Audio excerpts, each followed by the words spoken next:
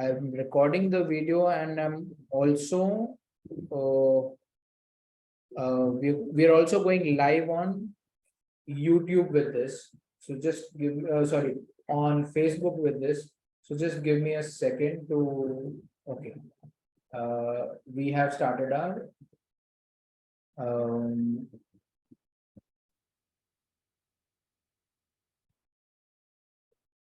our YouTube, our live on Facebook as well. Right. I'm sorry for that glitch.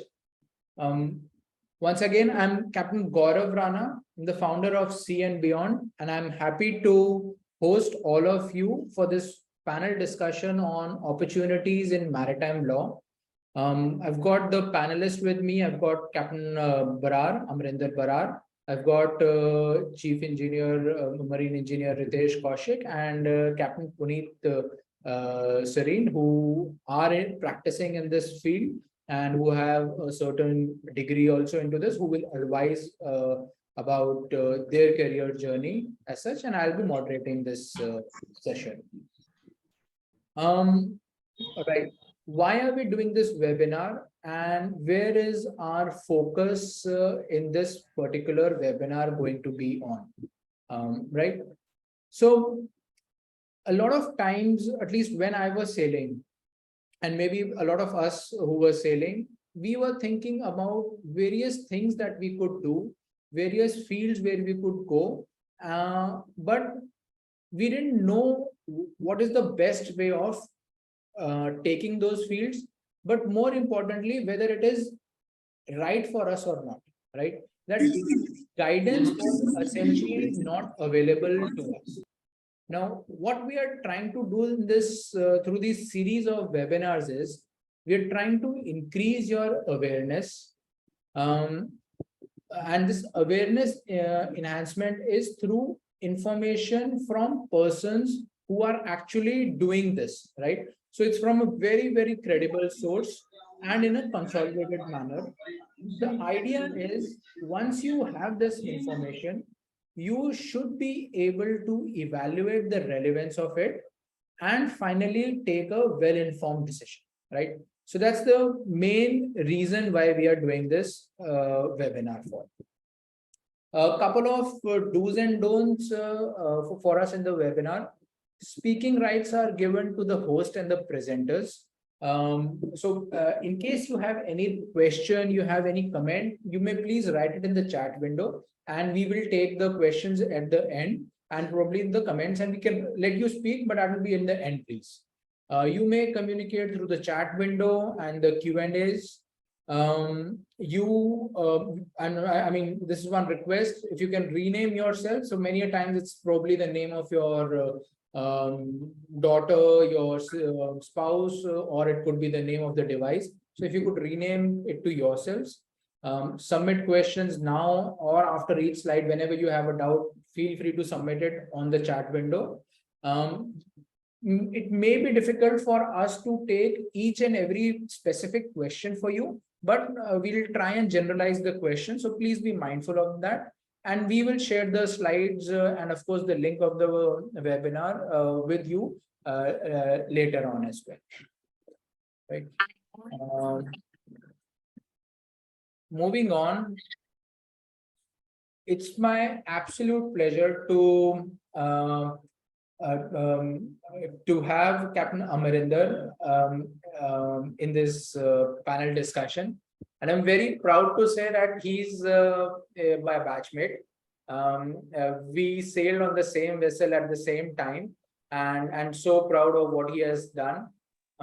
Just a brief about him. He did his pre-C in '97 from MTI Powai, BSc Nautical Science Equivalency from the University of Mumbai. He then did his PhD in Marine Insurance from World Maritime University, Malmö. He's trained in, he has TOTA course from ARI Chandigarh. He's finished his LLM in Maritime Law from University of Southampton. And he's ongoing, he's currently, working towards qualifying as a solicitor under SRA or bar exams in UK, right? His past experience, even during sailing days, he of course sailed for 17 years, 6 years in command. He was teaching in Chandigarh during his sailing days, and after that also. Then he worked as a nautical surveyor in NCA UK, and I'm not sure, he maybe could have come on board vessel of one of you guys as well. And then he worked as a master mariner. That was his designation in with LOC London as well. And there were a whole host, a lot of services which he was essentially providing through his firm at that point of time. Ongoing, he's into a few things. He's a marine manager with MFB Solicitors London. He's a treasurer for Indian Maritime Association UK. He's a member on the Board of Studies of LLM degree program at Gujarat Maritime University, a flag inspector for Hong Kong and Malta, and a director in Marine Intellects UK. So that's, in brief, that I can introduce my batchmate, Captain Amarinder Barar. I've got Ritesh Kaushik as well. So most of the times you would possibly encounter a master or a person who's a deck officer, a person from the sailing background into this field, into a maritime law field. The very few times that you would actually encounter an engineer, right? Leave alone a marine engineer into law. And it's so good to have Ritesh, you over here with us in this panel discussion. Ritesh is essentially, as I said, he's done his marine engineering from IMU Kolkata. His graduation in law from England and UK, LLM legal practice from London, and again LLM in international maritime law from University of Southampton. After that, his past and concurrent experiences has been, he's a member of Baltic Express Witness Association, supporting member at LMAA London, a visiting faculty at FOSMA in Noida, and he's a freelance consultant at Techno Legal Experts for reputed international shipping claims and recovery firm. And he's currently a partner in Kaushik and Associates and advocate in maritime and commercial function at High Court of Bombay. Thanks Ritesh for being here. And again, it's again good to have Captain Puneet Seri with us as well. He's again a master mariner, and he's done his ICS, his course from Institute of Chartered Shipbrokers London, and his LLM from Swansea University. So the other two panelists were from Southampton, but Captain Puneet is from Swansea University. Past experience, he's of course had 15 years of sailing. He's been an independent marine surveyor with Maritech and a claims executive at the Standard P&I Club. Current experience, he's a master at Klein company. And so thank you, Puneet. Thank you all three panelists for your esteemed presence. Really nice to have you guys here. What is the agenda of the webinar? What are we going to talk about, right? As I had said, it is mostly about opportunities for persons within this within the sailing background, right? What are the opportunities that we have, right? And all these panelists will tell us more about it. Before I go on to the agenda, let me take a poll. And this poll is just to understand the audience, right? So what is the position that you are working or sailing on? Are you a top 4 and still sailing? Are you at an operations level but sailing? Are you settled ashore after sailing? Or you've never went to sea, right? So if I can have that answer on the poll, so it gives us, and of course all the audience, a view about what's our current role as such. We can accordingly design as required.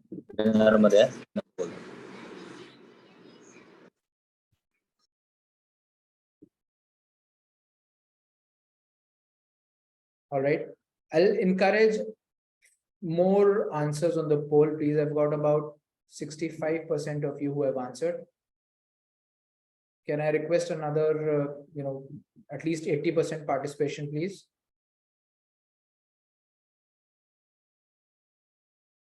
Great. All right. I'm ending the poll and let me share the results as well.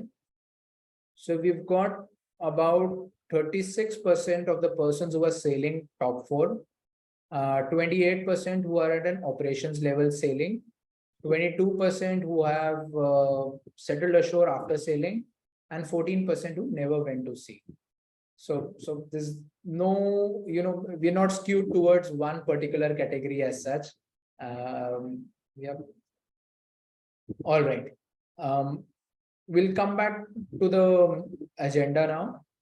The agenda of this webinar is to talk about these 6 questions which I have put on the screen right now. We will talk about all of these 6 questions and we will discuss them with all the 3 panelists who are with us, and we will ask for their views on each one of them. And so before I take the first question, let me take one more poll, and this poll is: how is your understanding about the opportunities after doing maritime law, right? So what do you understand about it? You may not have any idea.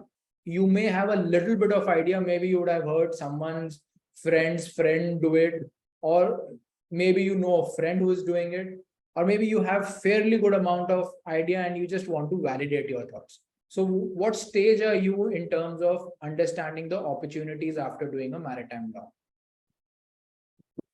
And after this, we will move to the first question.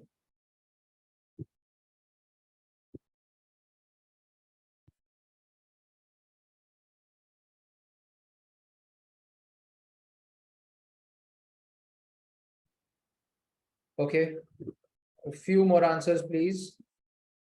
This is good. I've got about 75–80% votes. All right. I'm ending the poll and I'm sharing the results as well. So I've got about 38% who basically don't have much of an idea. I've got 33% who know a bit but want to know more. 15% who want to validate their thoughts, and 15% who have superficial knowledge. So that's the audience for us, right? Right. Moving on to the first question, right? And may I start with you, Captain Barar? This question is opportunities in the maritime law space for persons with sailing background. What do you feel and where do you feel are the opportunities available for persons with sailing background, please? Over to you, Captain Barar. Good morning, good afternoon, good evening, everybody, and welcome to this webinar. So I think opportunities are there everywhere. The question for mariners is that at what time or stage of their career do they wish to move ashore, and what is their reason for doing so? My advice always in this and past webinars has always been that you finish the stream that you have started, for example, get command or become a chief engineer, and then you move on to another innings in your life. But I also understand that there are also some, life is not perfect. There are issues in people's personal lives. And look in my office. There are issues in their lives, both personal and professional lives, for which they may wish to switch. So even for those personal, it's not a problem. They can switch ashore. So just to recap, you can switch ashore whenever you can, but if possible, try to finish where you are and then move ashore. It will pay its dividends in the longer period.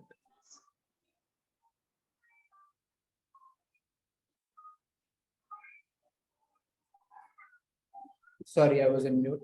So what do you think? I mean, what can you become after doing a maritime law course, right? LLM, if you do, if you can name a couple of fields where a person can get into, and then maybe we can have Captain Puneet and Ritesh also talk about a couple of more fields. Every mariner has a wishes to move ashore. So I have believed, and I also see that maritime law helps you get into any field in shipping. I'm not saying MSc is not good or a surveying course is not good, but they are then restricted. You start specializing there. But when you are at maritime law, you can go into chartering, you can go into in-house counsel, you can go into litigation, you can go into P&I clubs, island machinery. Even within P&I clubs, you can go either into claims or loss prevention. You can even go into national insurers, reinsurers. So the whole field opens up, including the insurance field. So there are some degrees which are core insurance only, but maritime law, because it contains an element of insurance, Admiralty law, carriage of goods. So you can also go into, trade law, trade disputes.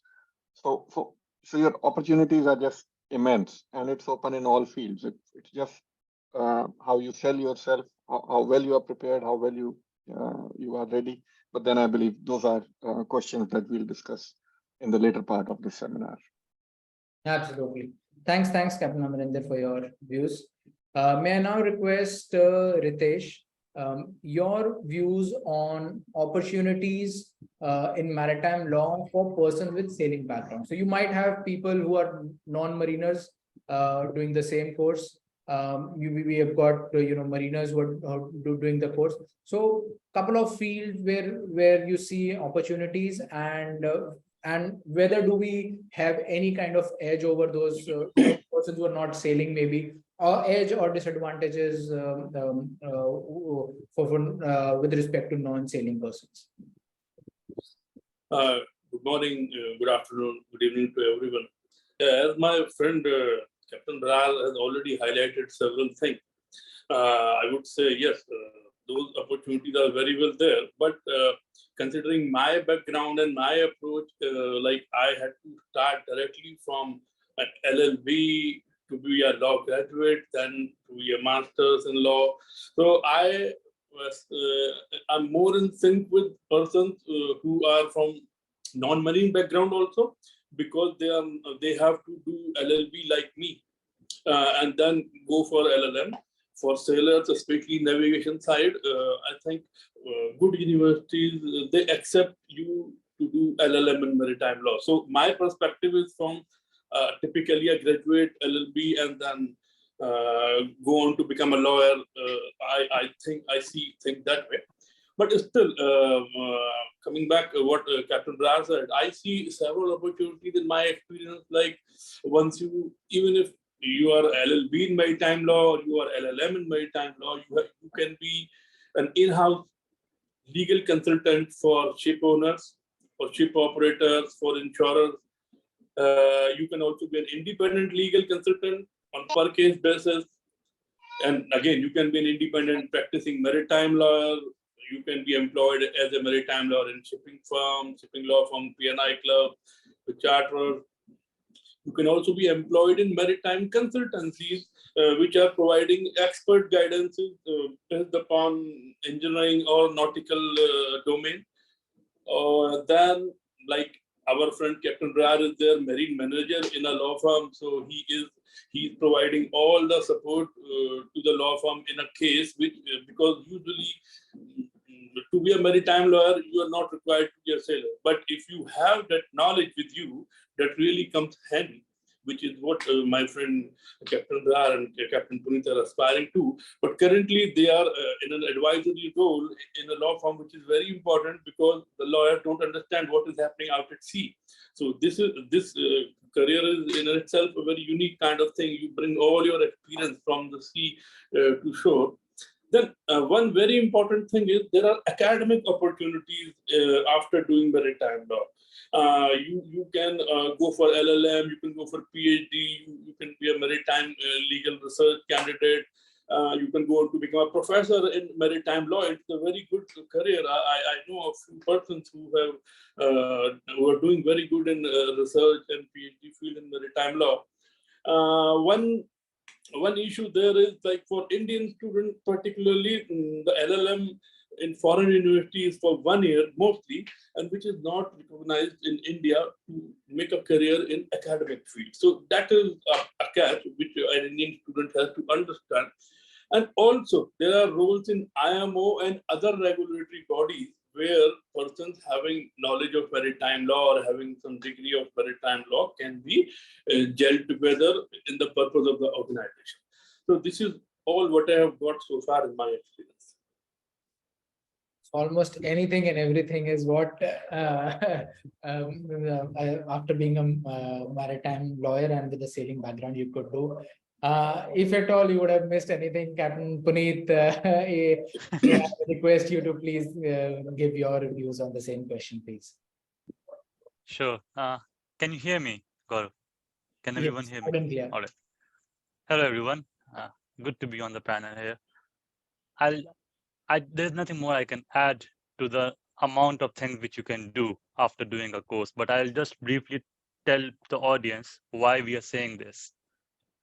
If you go for a course such as LLM in maritime law from a good university, which is focusing particularly on this kind of an LLM, the topics which we study and the kind of knowledge which we get, be it charter parties, be it bills of ladings, be it the dry or the wet perspective of maritime law, the amount of knowledge which you gain during this course is not only legal knowledge. It opens new horizons to you. Trust me, we don't learn these things when we are seafarers. Nobody teaches us these things, and we don't have the time or interest to look so deep into such intricate things such as a bill of lading, what implications it can have, such as safe port, unsafe port, admiralty issues, collisions, what happens when a ship collides.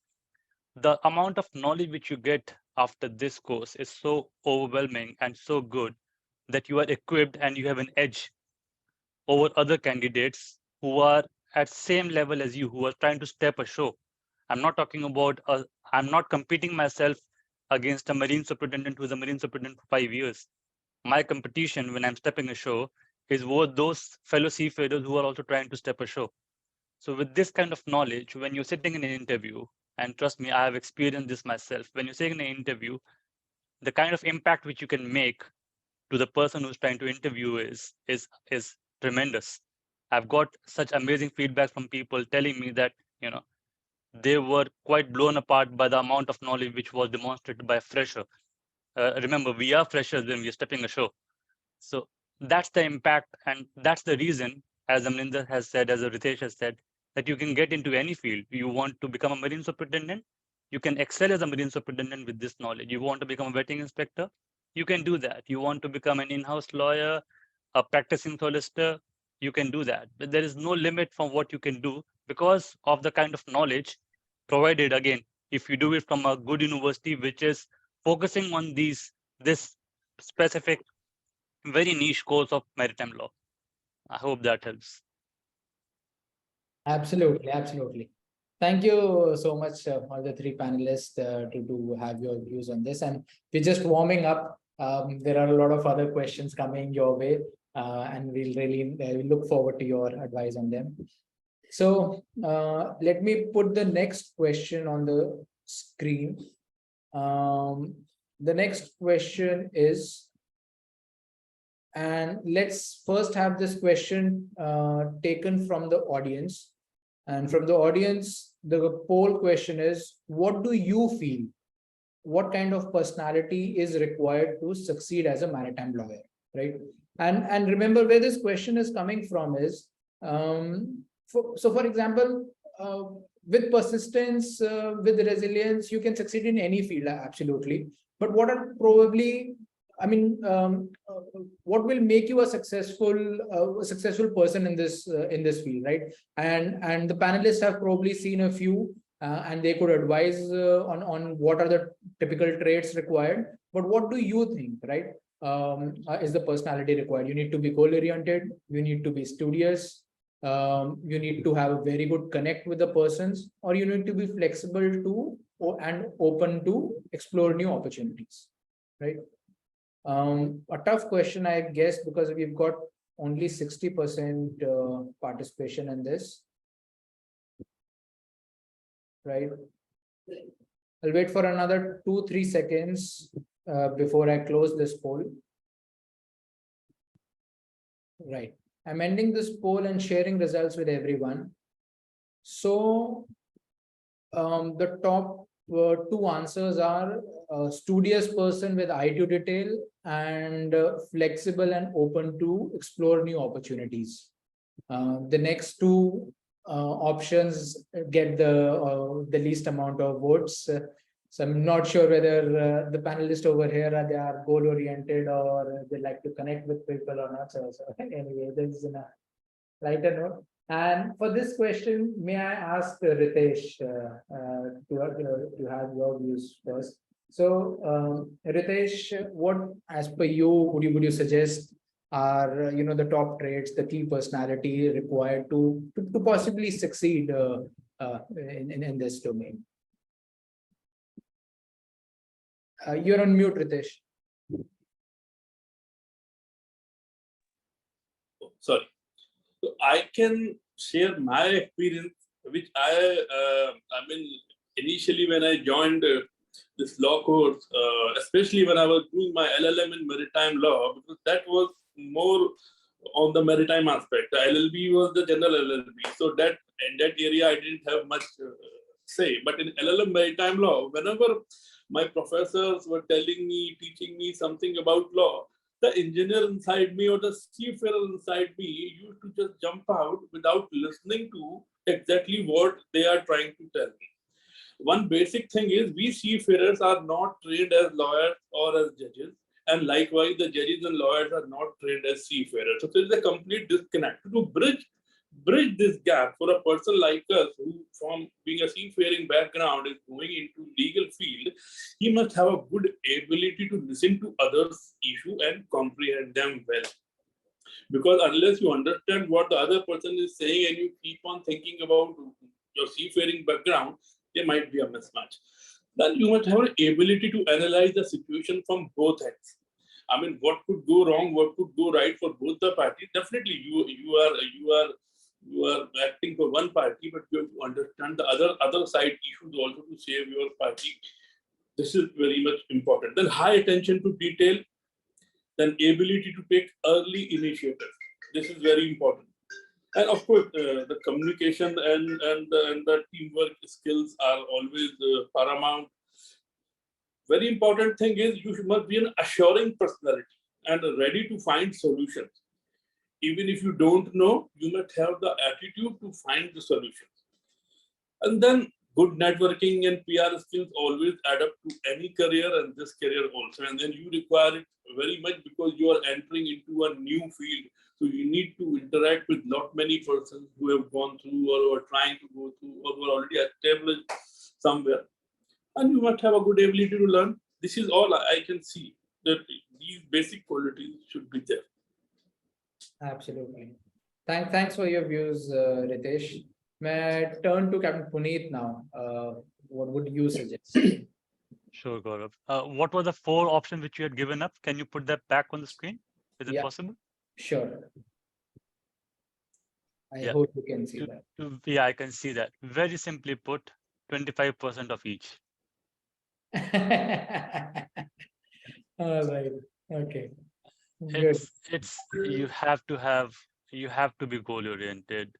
You have to have an attention. You should know how to see in detail, because otherwise you can't do this course. LLM you can't pass unless you have the capacity to be able to see and understand and analyze closely.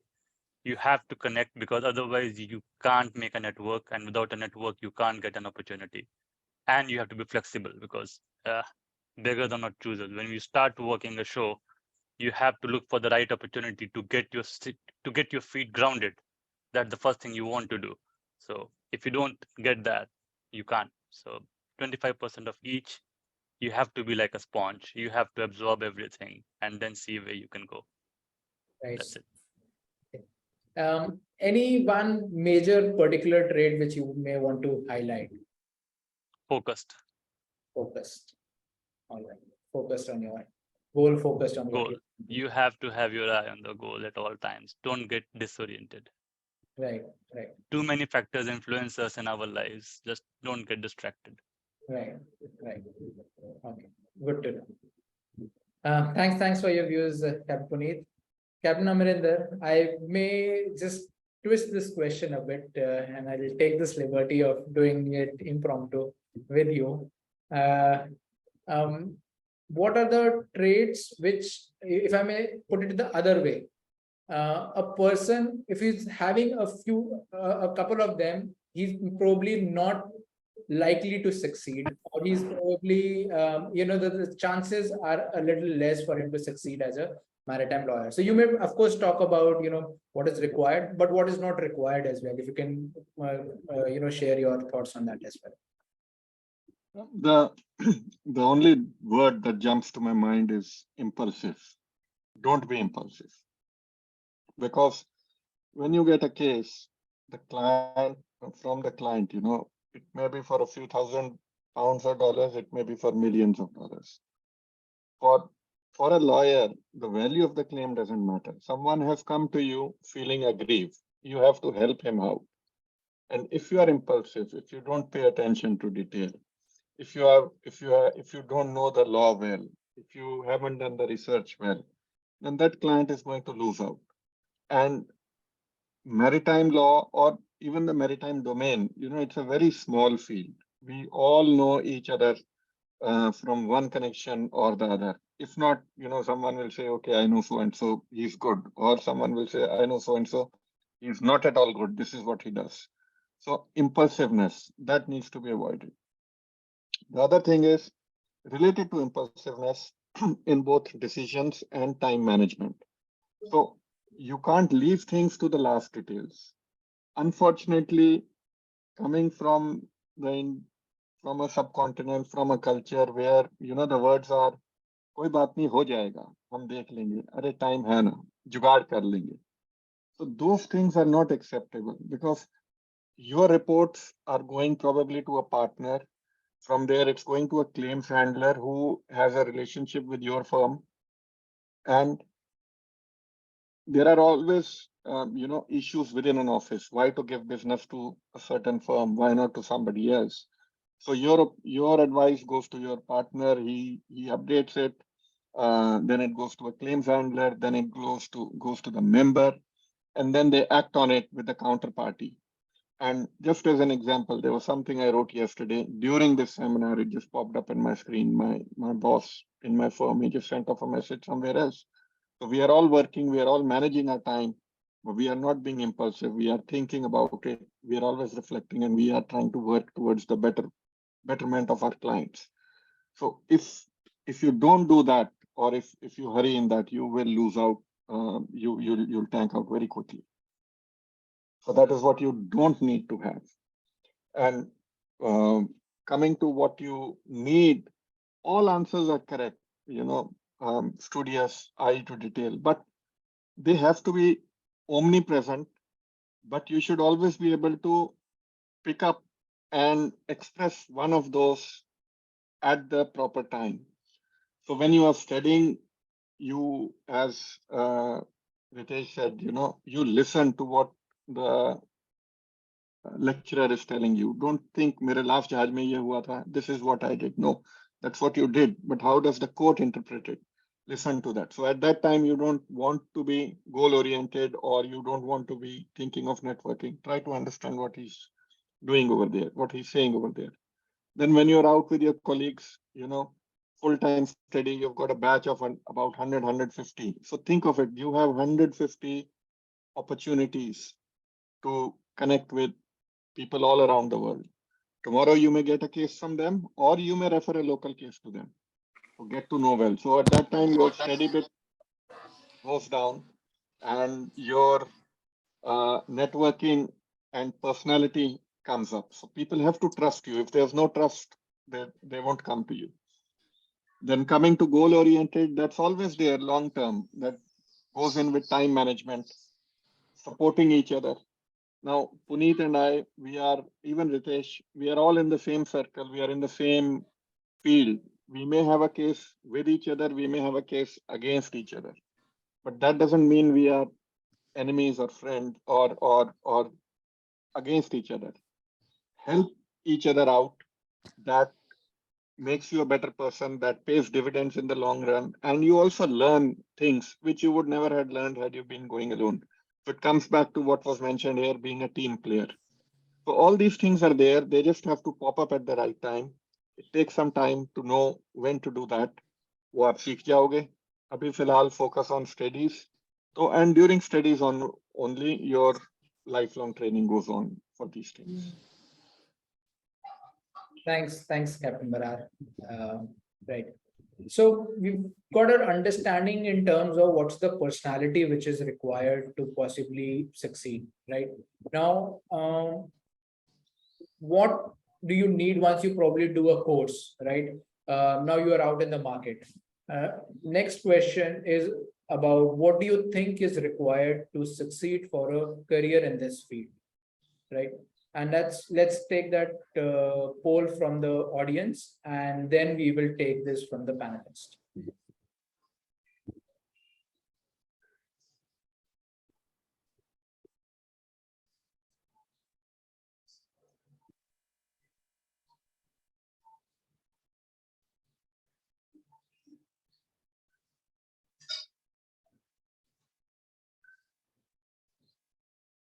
I'll wait for a few more minutes.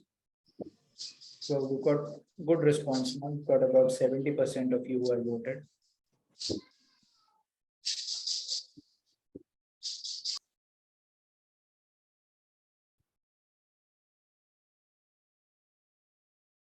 Right. All right. I'm ending the poll now and sharing results. We've got a overwhelming majority which says resilience. And I think it's very difficult to counter that. So yeah, 62% who's saying resilience is required to succeed, 30% academics, 8% money. Thanks for all your answers. Let's understand from the panelist. And if I may ask Captain Puneet to start with, how can a person plan for a career in this field, please? I'm glad no Uncle Judge. In the poll result, the last three all are important, I think, because without the money, you can't support yourself for a course like this. Anyways, if you want to make a career, if you want to plan a career ashore after doing a course such as an LLM, first of all, you have to make sure that you are sure you want to do this. There's no looking back. The amount of money, time, emotions that you're going to put through into a course like this is quite a lot. So you don't want to look back once you've started doing something of this sort. Once you're sure, you have to choose the right university. We are going to discuss about that later, but just be sure. And I personally am completely against the concept of going for distance learning programs. You don't get that kind of network and exposure through distance learning programs. Once you are there for the LLM course, you have to focus on two things: upgrade your skill set, gain the knowledge, and network, as Amrinder said. These two things are the two aspects which are going to get you through the course and then later into the show life. My first job, I did not get by applying it, but through one of the networks whom I formed during my LLM. So to work on both the aspects of upskilling yourself and making a network, and then stay focused. As a seafarer, we don't know two intricate things, two very small things, but they make a lot of impact. And I realized this when I was here. As seafarers, we don't know how to make CVs. We only take a printout of our past experience, all our STW courses, and we send that for job application. That is not the kind of CV that works in shore life. You have to learn how to make an impressive CV, because that's what, if not the network, it's your CV which is going to get you that interview call. I for once worked for about 6 months.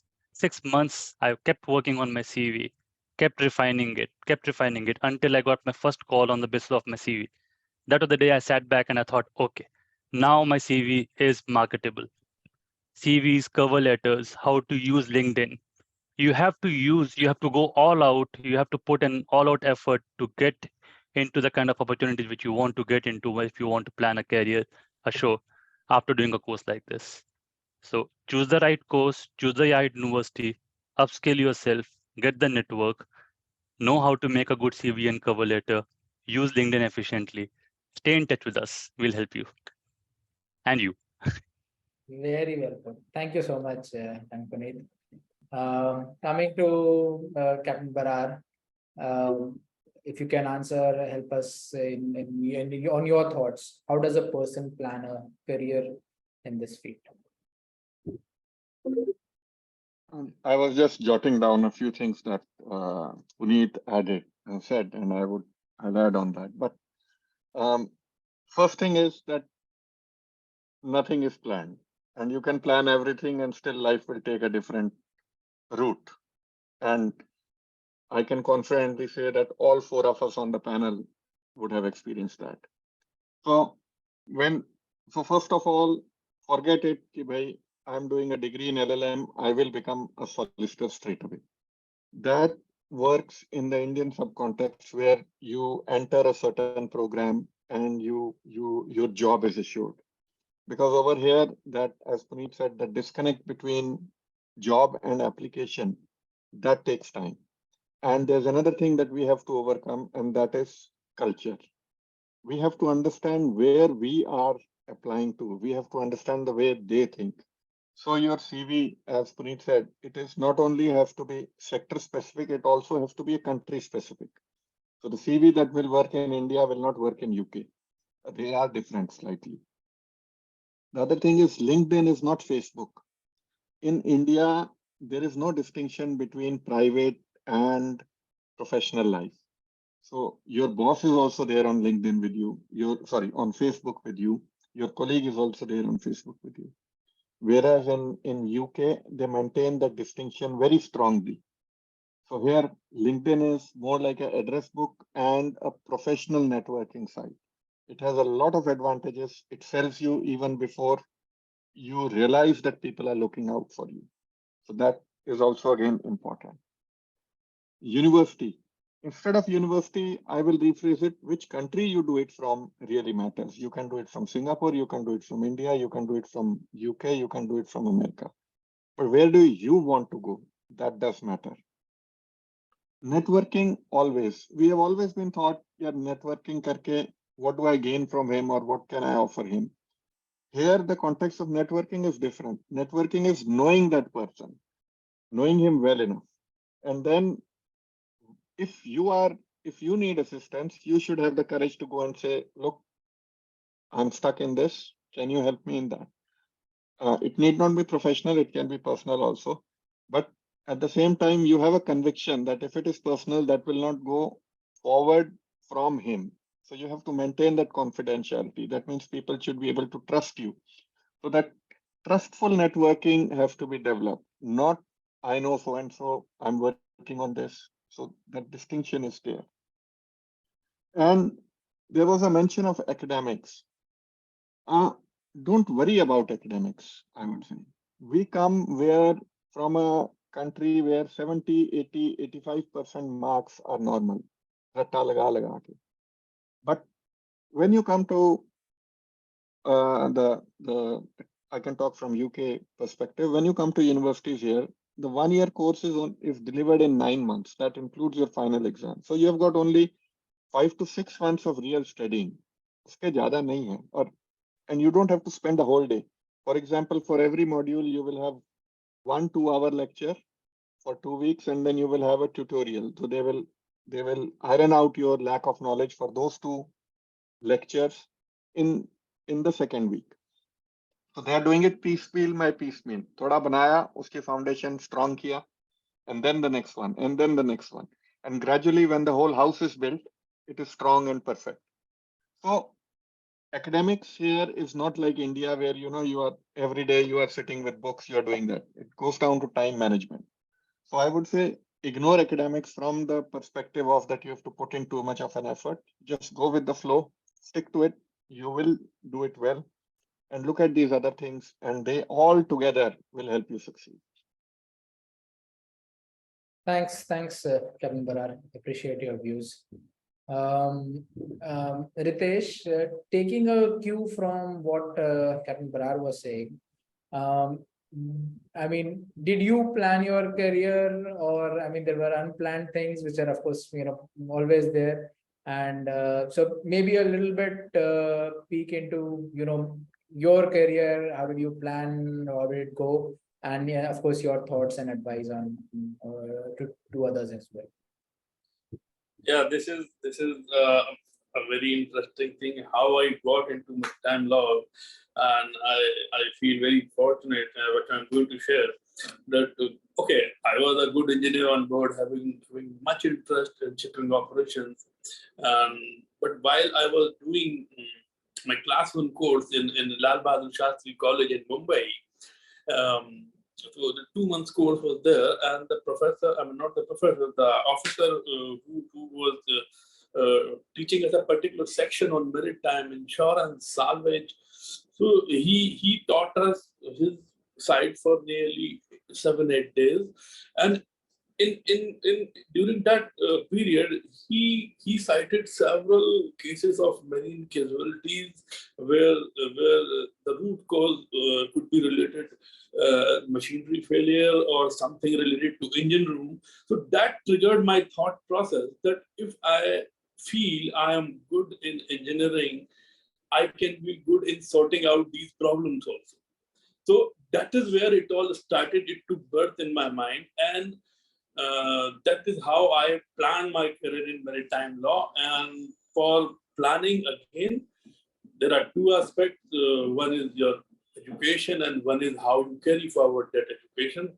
So both are important. So starting with education, again, you have to do a lot of research, what universities, which country you want to go, as Captain Brar said, and go to websites, communicate with the students. There are many student clubs on each website doing such and such course on that particular university. So they give a lot of insight, how the university is, how the course is, or what are the better options available around the world. And then the more you research, it easier it gets for you to plan this transition. Then financially, you have to be very strong. You have to understand, if you are going for a foreign education, you have to spend lot of money and lot of money.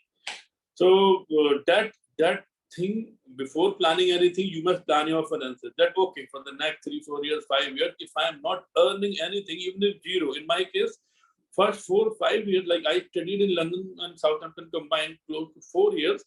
And after coming to India again, so for 4 or 5 years, I was getting zero return financially from this all studies. But I had planned it earlier, so I had that money, so I could easily transit that. So that is one thing to consider. Then very important is you meet and connect, like we are doing now, with persons already in this field in maritime law, or who you think who can connect you with the right kind of person, because the feedback, the experiences, this is very much vital before you plan out on a certain career, because we don't know iske baad kya hai, what to do. You go to UK, you go to US, Singapore, Hong Kong, wherever you go and you do a degree, then you don't know. The first question comes, where will I go? What kind of job will I get? What salary will I earn? Will I be able to recoup all those 4 years or 5 years, 3 years of money which I have spent? And lastly, one very important thing which I encountered personally, that you have to, of course, we do not have any accurate idea of family issues all the time, but you have to take into account the foreseeable family issues which may come in the next 3, 4, 5 years. Because if you are studying somewhere full time in a city like London, and you are moving around, just doing all, attending webinars, attending seminars, attending events, studying library, if you have some family issue, then you have some kind of block in your progress there. So as I said, we cannot plan everything, but at least say we understand, okay, next 3, 4 years, what all things are there which can distract me from the family side. So can I manage those things? Or if the time is not right now, I can postpone my studies for say after 3, 4 years, I will think, or I do earlier. So this thing you have to keep in mind. This is what I would say practically. what I see. And lastly, you have to create an image in your mind that after 5, 7, 8 years, 10 years down the line, where I see myself. I saw myself as a successful lawyer in a law firm.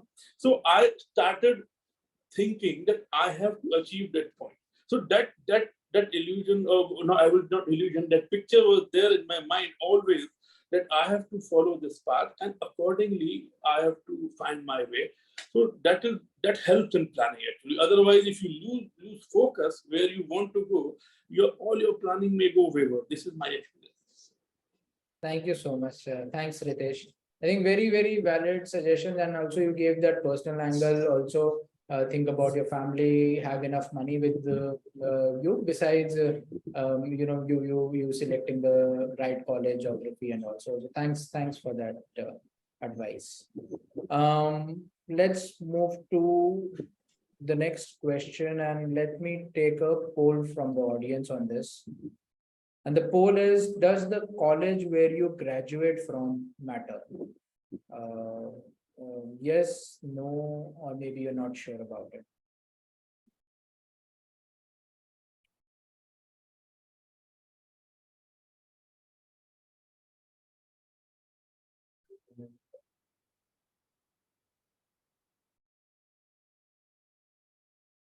I think the next question from the panelist is also on the same lines. Which college could be considered and the preferred geography? A few more answers, please. I've got about 70% of you who have voted. We'll wait for a few more seconds.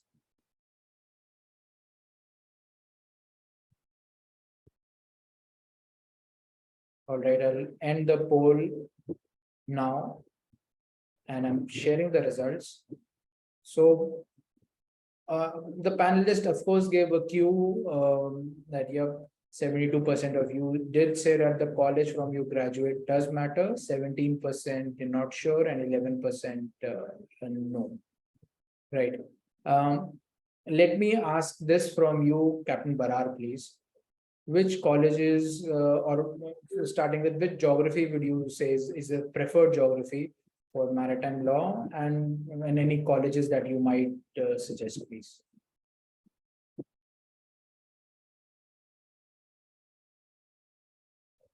Captain Barar?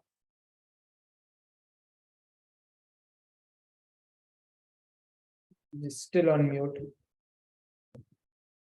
Sorry, this is ये ना लड़ाई करवा देगा हम तीनों में. Because Puneet is from a different college, and myself and Ritesh are from a different college, and Ritesh has also attended another college. So I would say yes and no. There are a few factors, and colleges go up and down in the sense the faculty keeps on changing. Sometimes one college is good, one college is better, one is not. A lot depends on the faculty. Past persons who have gone out and joined certain roles, I don't think that's a reason, unless a high number of graduates are doing that. So one or a few outliers amongst them is not a reason to select a college. So selection, yes. Acha, there is also a price point to each of them. We don't know your family commitments. We don't know your conditions. If that is the reason for it to be, if that is higher in your choice, then that's also fine. What about family? Some of you may have relatives out, so you may out in the country. So even though it may be expensive, that may be a reason for you to come in there. So there are a lot of factors to decide that college. But one thing is common: you have to study. No one else will do it for you. So that is the key. So, and for that, I will say college does not matter really. It's how much effort you put into it. The factors for deciding college are multifold, and that's unique for everybody. Thanks, Captain Barar. Thanks for your views. Over to you, Captain Puneet. Is there, I mean, and also if you can advise on the geography part as well. Is there a preferred Yeah, geography sure. and the colleges?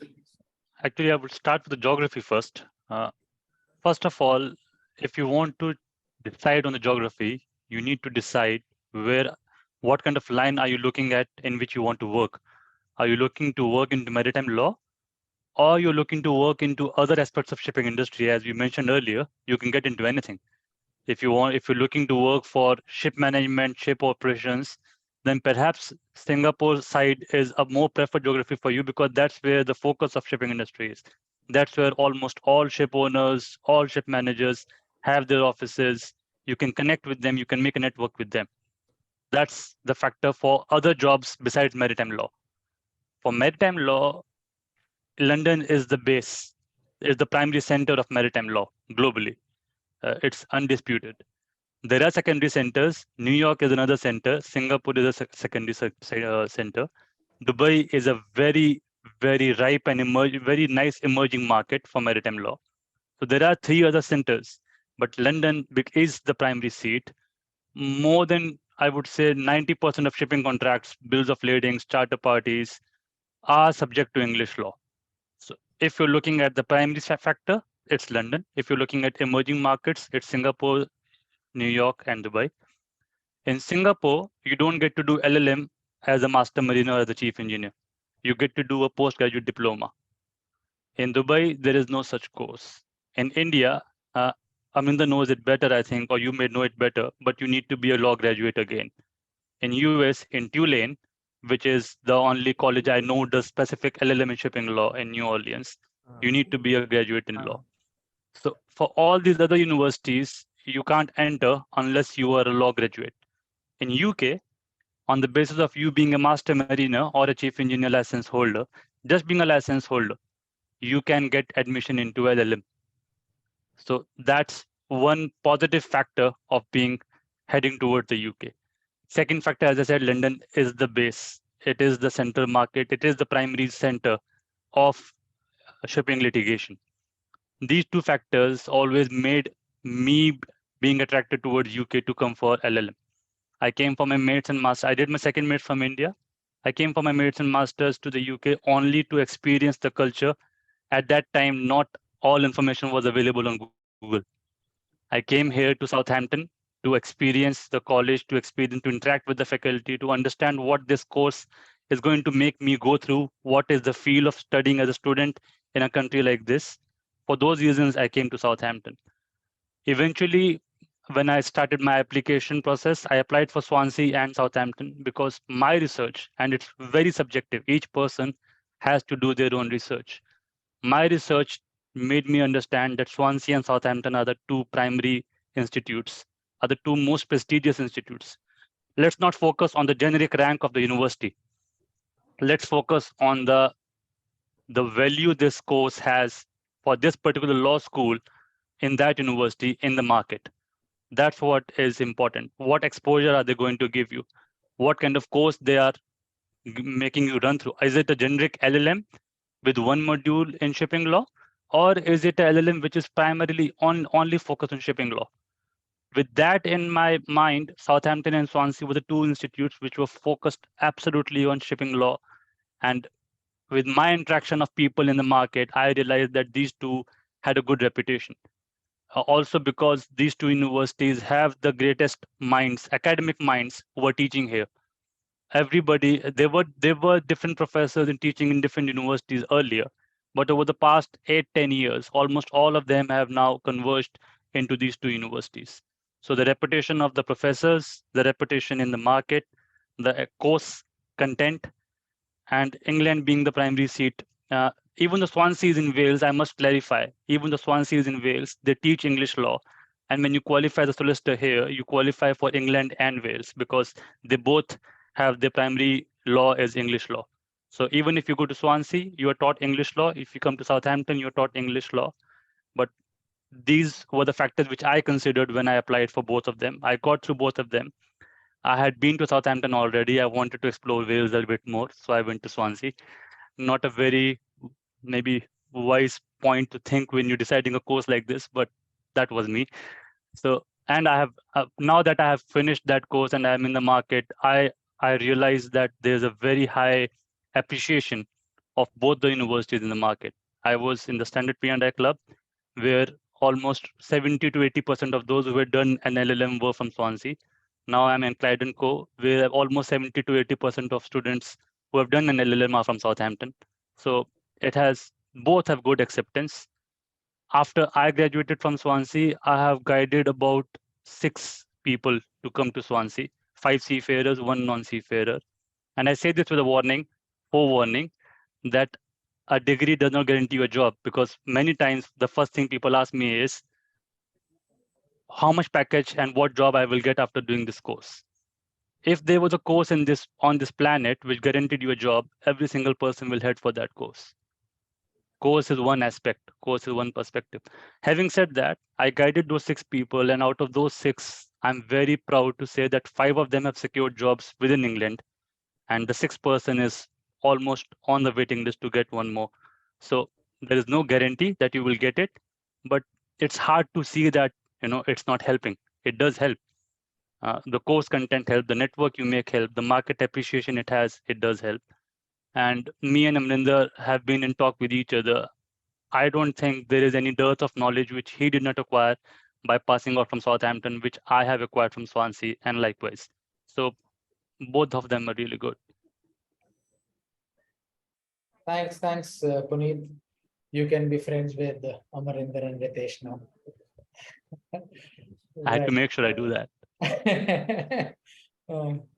Right, over to you, Ritesh. Your thoughts on the geography and the college, please. First of all, I would commend Puneet that very nicely he has balanced between Southampton and Swansea. So I felt proud. At the same time, he was praising Swansea, but I saw he was also praising Southampton. So I felt a bit assured, okay, I'm not from a bad place after all. So it's a joke. Okay. My view has also one other factor. I mean, sometimes when you go for a foreign education, there is something in your mind, maybe you want to immigrate to that particular country. That's why you want to study this course, because in that country, I want to immigrate finally. So one factor is, before you look around for so many universities around the world, but if you have already say, I want to only go and settle in the US. So just see for the best universities in the US and go to that, apply whichever you get, and then you go on. But if you are looking for a global career, if you are looking for more of career-oriented and less of immigration, eventually you immigrate somewhere if you get a job like Puneet, Amrinder are there in UK. But this is also a factor. If I want to settle in the US, I would definitely prefer to study in Tulane Law School rather than in Southampton or Swansea. Because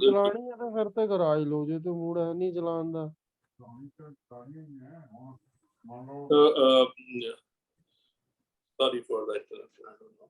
So that perspective one need to have. Okay. So again, if you are looking for a global career or a similar thing, you have to see where the maritime law or where is the biggest maritime setup in the world.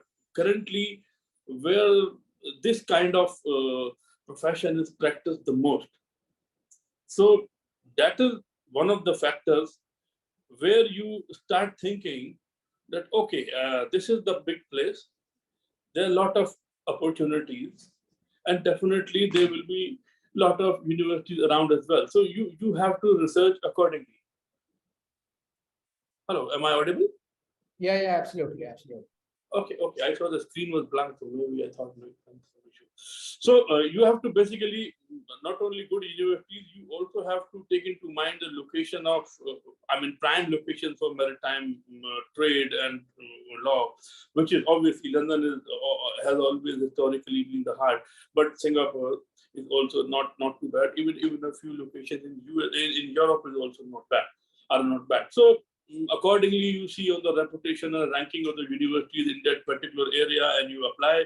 And then again, you have a trade-off. I mean, sometimes you may get a university which is not as top ranked as, say, Southampton, Swansea, or Tulane, which are popular in the world, or even NUS. But that city may be offering you more opportunities. Say, for example, if you go to Rotterdam, or if you find something in Hamburg. So that is also not too bad if you're getting a good deal there. In the sense, fees slightly lower. There's better visa regime where you get a job later on, as compared to US and UK, where it might not be so easy as compared to those locations.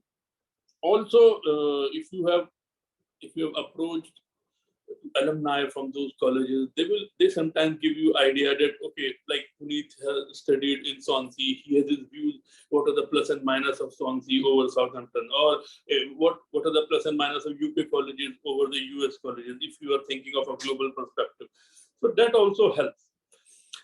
Regarding few universities which I see, of course, Southampton, Swansea is there, but I will not discount the fact that even if London doesn't have Swansea or Southampton type of universities, but London has most of the market leaders, the industry leaders visiting in these London universities, which are, say, Queen Mary, University College of London, City University London, which offer maritime law course.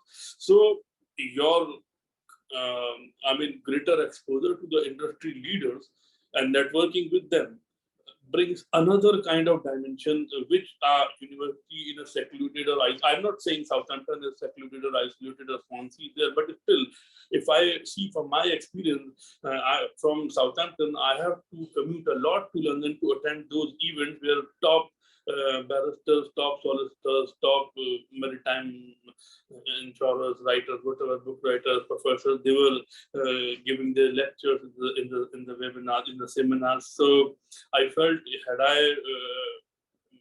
if I get more proximity to these kind of persons, I have got better chances of learning or employability, practical learning. Of course, Southampton and Swansea have visiting personalities, lawyers and other persons of high importance in maritime law. I think in Southampton, every Wednesday, somebody is coming for a lecture, and Swansea will tell us better what is there. But London, you can have that kind of exposure daily. This is my experience, because I studied in London for 2 years and Southampton 1 year. So I know London has got certain advantages over that. So I would say you have to see what you are actually looking for. And in India, yes, Gujarat Maritime University and Mumbai University, they offer a course. This is, of course, if somebody wants to just study in India and remain in India, then why not go for the Indian university? They are also good.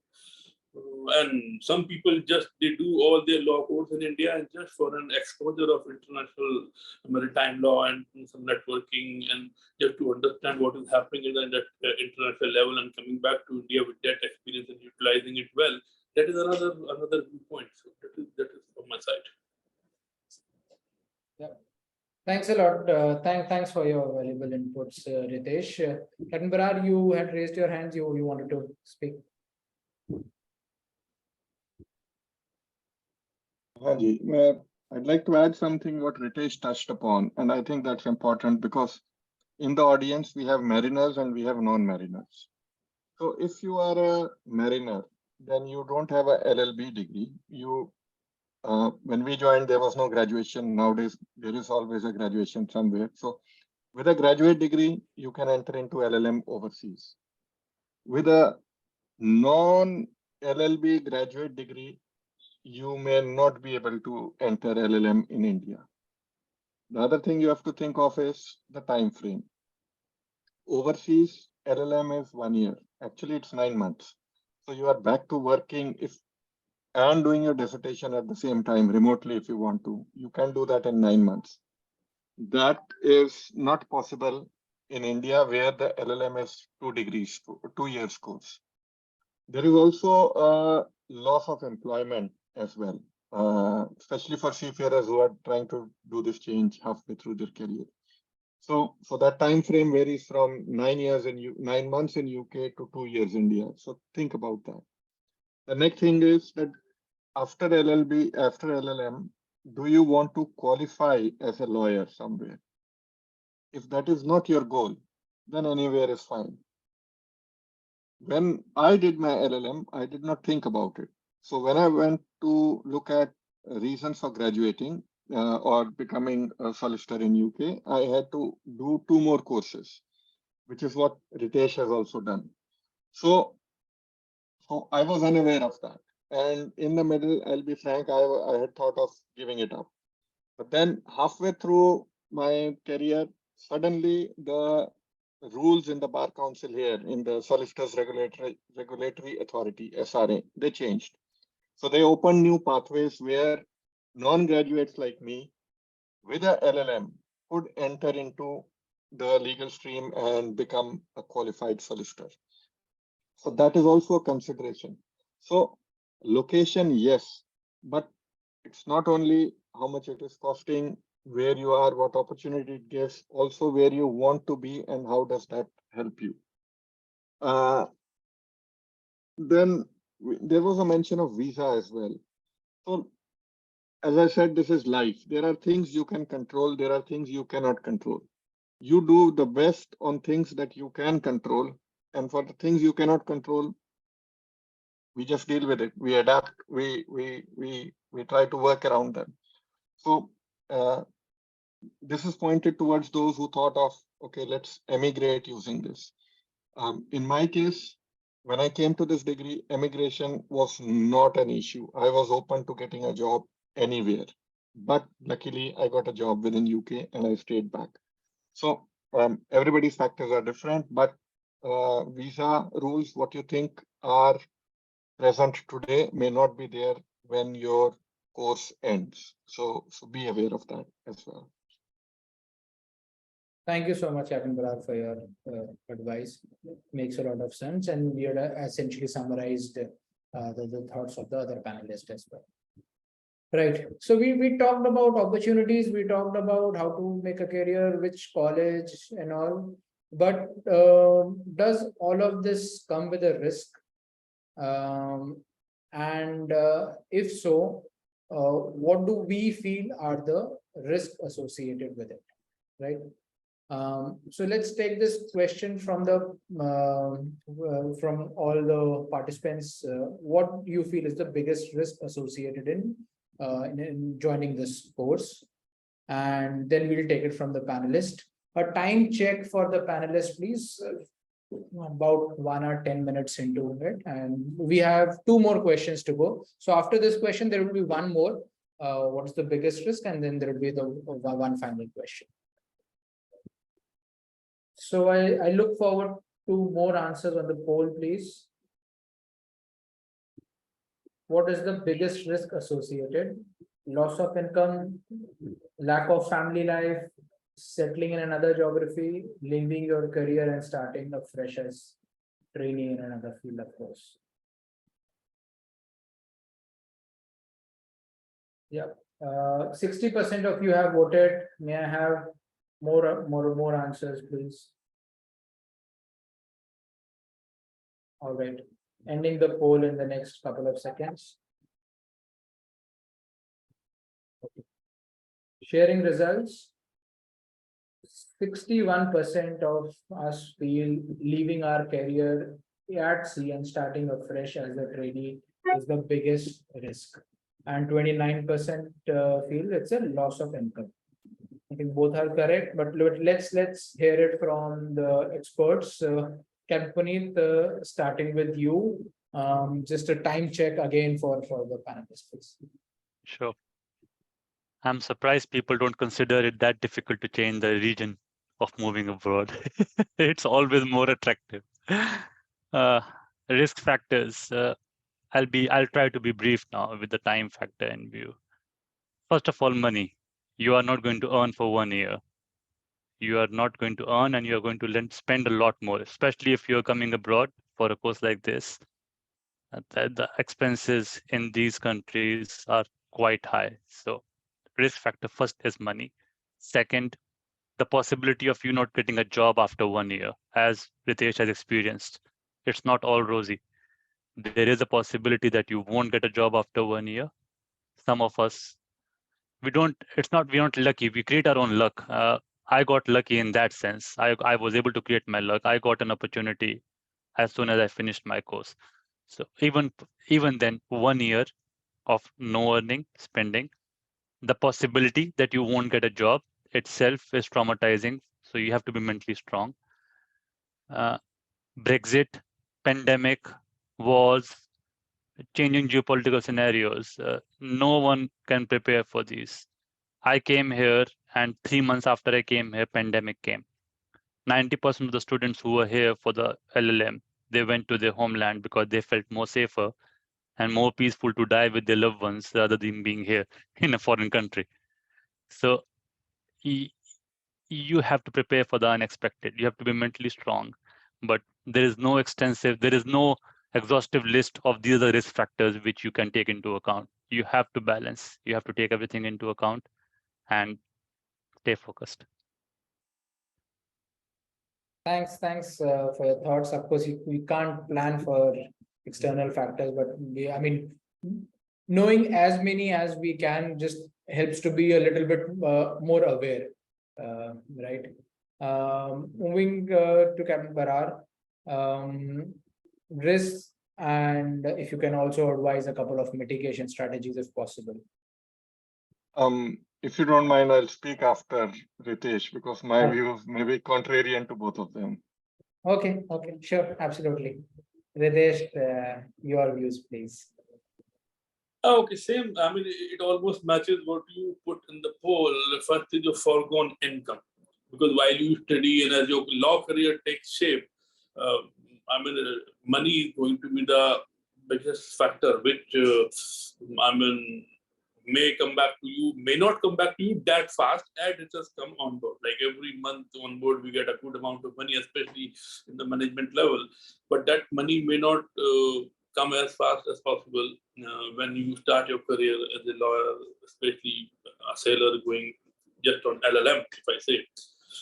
Then leaving career at your peak, and then back to college. Like one of the options was there starting as trainee. Yes, you should be mentally prepared. I must disclose this one thing that okay, when I was putting the training contract application, so I training contract is like 2-year trainings in a UK law firm before you get a certificate as a solicitor. Now it is more or less outdated thing. So when I spoke to a couple of trainees who were in the law firms, and I was curious. That curiosity arose on board that I have to go to a different career. So what will be I doing? So when I asked them, what you do actually in a law firm, like congratulations, you are a trainee now, and so we just stand on the Xerox machine and we just do only the Xerox. Okay, from all the law, all the law cases, they are doing Xerox. So this is the part of the game. I mean, there is a learning in that, but you as a master or as a chief engineer, are you prepared to, give a thought to it that maybe you start with something like that for first few days in a law firm? Then, of course, as Puneet mentioned, the employability factor one has to consider about visa situations, foreign firms, because the fear always remain on mind. I mean, like Puneet earlier said that a lot of guys approached us. They thought that we will provide them with the real insights, and after we have told them everything, they usually came back to the question: what is the package? What is the job guarantee? Where I will get the job? Even I was struggling at that time. I couldn't answer. So I'm struggling now, so in a better way. But in the UK, I remember when I was looking around for a job. So I sometimes thought that maybe persons who are making this decision, I just purely came out of passion to become a lawyer. But some person might have the reason they want some surety that I get a job or not. If I don't get a job, I would come to study. However, with the courses, however, with the university does. So, and then family matters, again, as I mentioned earlier, that can be a big positive also, an impediment also. While you're studying in the UK, you come, are you willing to bring your family? If you have grown up kids, especially for master chief engineers, everybody has some kids about relocation and again, adjustment in a foreign country, then other factors, then suspense if you don't get a job there, what if I go back? So these are the things you have to consider. And one last thing which I found in a couple of my batchmates, after doing LLM, they are doing some other thing. They are from European Union, not from India. They lost interest in this field actually. They felt that this is not what we thought, because we have to remain confined to a table, we have to study so much and all these things.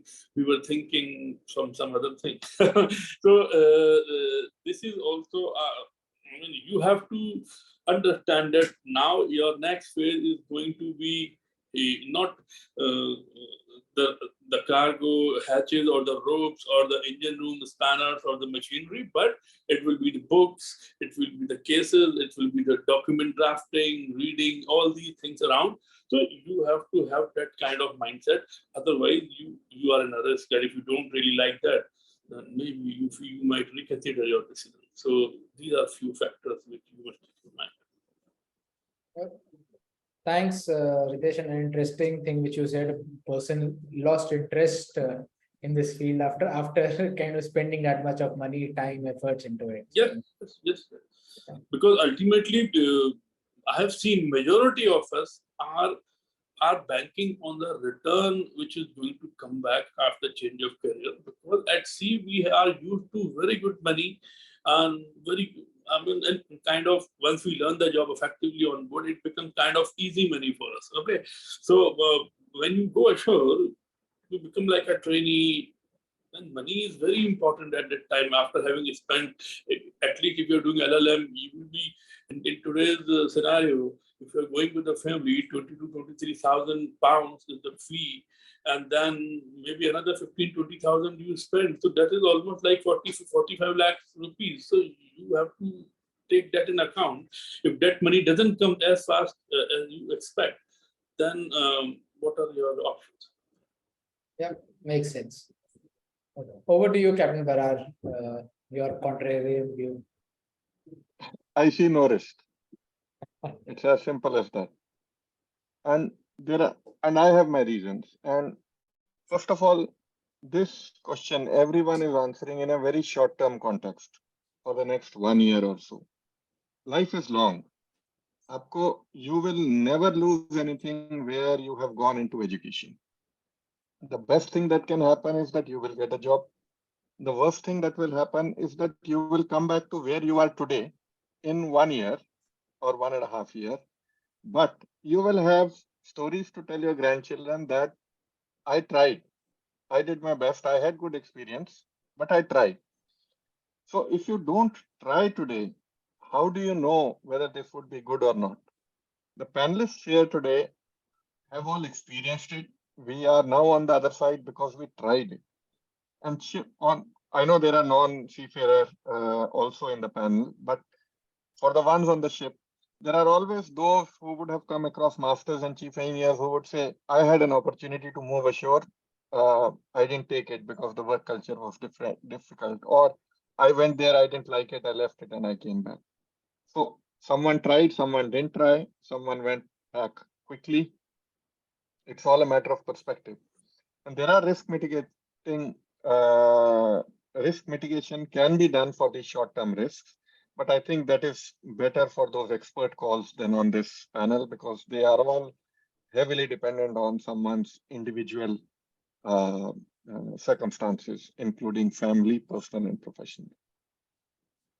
I absolutely, sorry, just don't want to leave that thought. Yeah, I mean, maybe I didn't come out the way I wanted to convey, but I will say that you need to consider these risks and make your mindset strong, that you have to cross all these things, whichever will come in your path while you are in UK or in some other country, like money and other things which I mentioned, like Captain very rightly said. So I'm not saying you just get scared away because of these risks, but these risks are there undeniably. So you have to be prepared mentally that I have to sustain this. Okay. I don't find myself in a situation after 1 year I am saying to myself that this is not what I wanted. That is where your research goes when you are selecting this career, when you are planning for this career. And if you have made an informed decision, and if you have thought of long term, you make decision based upon the prospects and everything, then you must not lose heart over anything which is not going as per the plan which you think. You keep on trading. For me, it is like 8 years. I started in 2015. Today it is 2023. I am still somehow going on. Good. I agree. Actually, if you take a well-informed decision, there are honestly the risks is little and it is mitigated. The risk is mostly in your mind, in terms of your thoughts, in terms of your what you want, right? And once you are able to kind of think through it, then probably the risk could easily be mitigated. Thanks for your advice. Coming to the last part, the last question, and for this, Captain Puneet and Barar has made a slide each, and probably Ritesh should walk us through. Their advice on the to all of us how to make a career over here. So, if I may start with the Captain Puneet, your slide on your advice to the personals, and then we'll come to you, Captain Barar. Thanks, Gaurav. It's quite short and simple. You are at point A. You want to reach point B. You have to make a head start, and you have to keep moving in that direction. If the seafarers, the mariners will understand this, the Great Circle route will eventually take you there, either from this side of the planet or the other side. But if you keep moving and you keep changing your point B, you will never reach your destination. So make up your mind you want to do this. Do your research, prepare for your risk, or if there are no risk, just when you take a plunge, stay focused on what you want to achieve and keep heading. You will reach somewhere where you're destined to go. You have to create your own destiny, and you have to stay focused on that. Only for the LLM part, it's a good amount of knowledge that is waiting for you. It's mind-boggling, trust me. So you have to be ready to accept that, digest that, and then make good use of that. That's it. Makes sense. Stick to your goals, and you will achieve them. Thank you. Let's move to your advice, Captain Barar.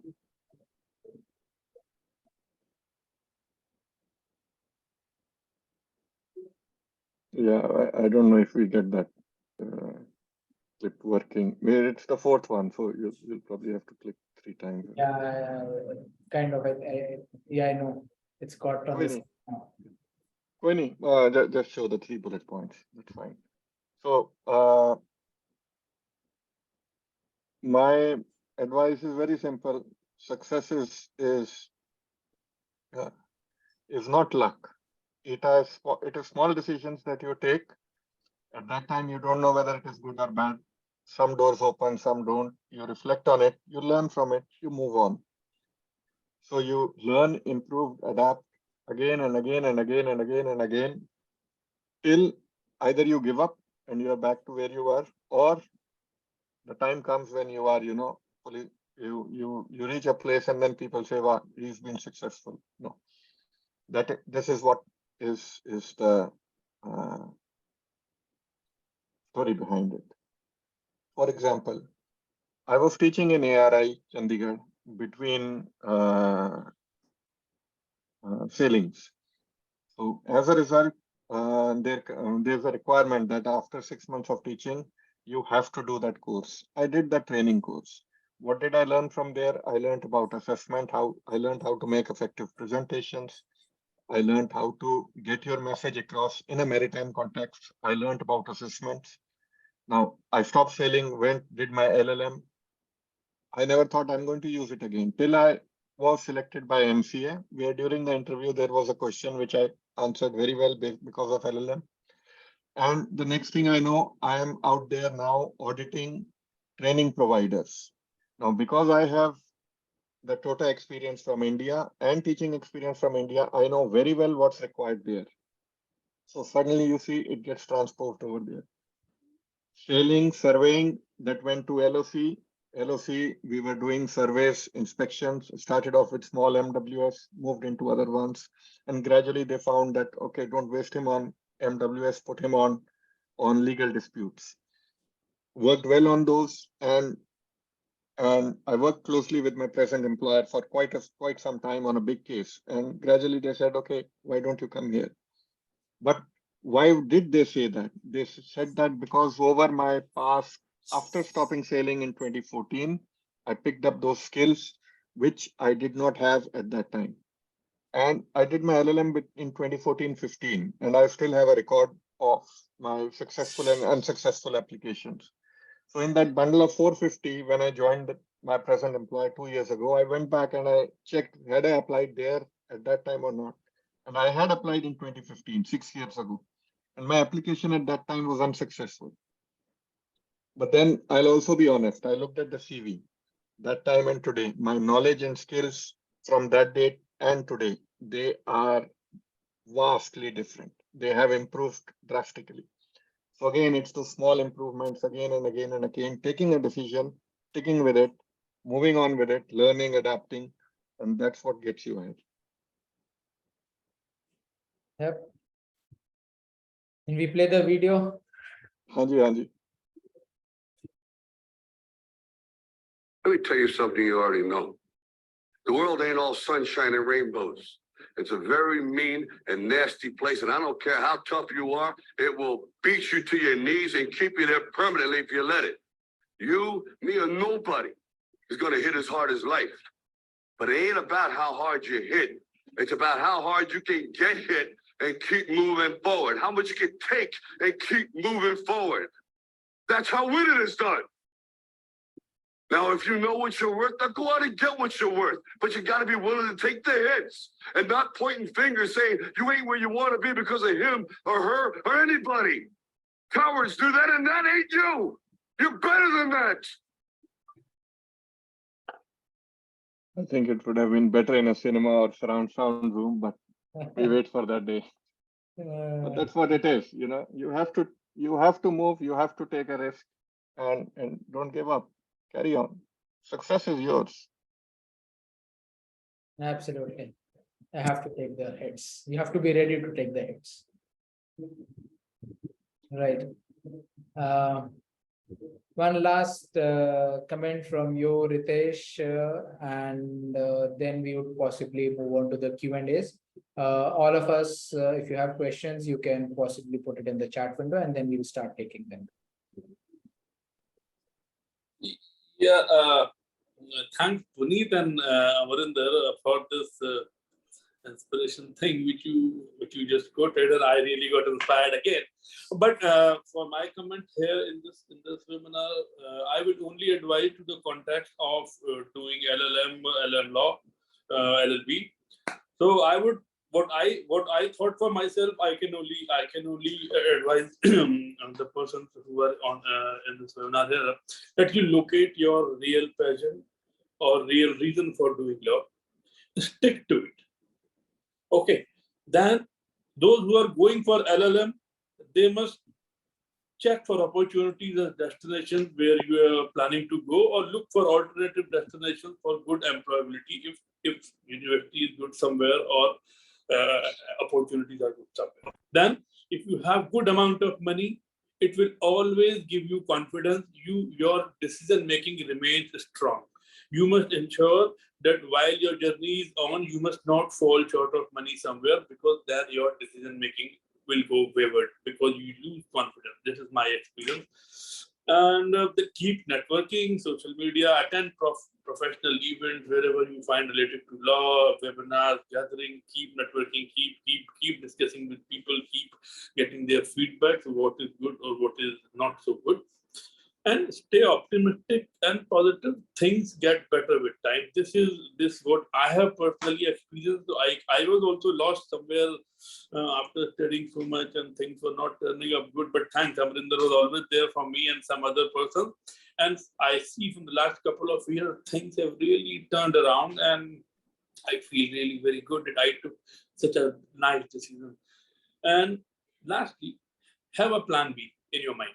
If plan A doesn't work, what is plan B in your mind? So that gives you confidence while you're going for plan A. You already know that, okay, what will happen in the worst case? I already have the plan B. So that gives you confidence for your plan A. That is what I'm saying. Thank you. Thank you, gentlemen, for your kind advice and the time you took. I'll just quickly inform everyone how could See and Beyond possibly help you in this journey if you're looking for a upskilling. We could counsel you to select the geography, the university, the courses. We've got experts. If you want to get into maritime law, of course, the panelists are there. If any other course, we have panelists. So we could counsel you to select the course for you. We could support you in filling the form, applying for scholarships, letter of recommendations, remittance, visa, where do you stay, basically get you admitted into a college. And this, how will we be able to help you? We are partnered to about 28 colleges, mostly in Europe, and maybe about 100 odd courses. So we have that knowledge, and we specialize specifically into supply chain, maritime, shipping, ports, logistics courses. And that's where our strength is. More importantly, I think, and this is something which we would like to support you, is when you are in college, and you might be a little, lost in how do you prepare yourselves, your documents, your CV, how do you prepare for job, how do you network? So that's where we could possibly handhold through the expert network which we have. So yeah, that's where we could essentially support you with. And now we'll go to the questions, and we'll probably take just a few questions, because we've already almost touching 2 hours, and I have to scroll a lot up to see the first few questions. And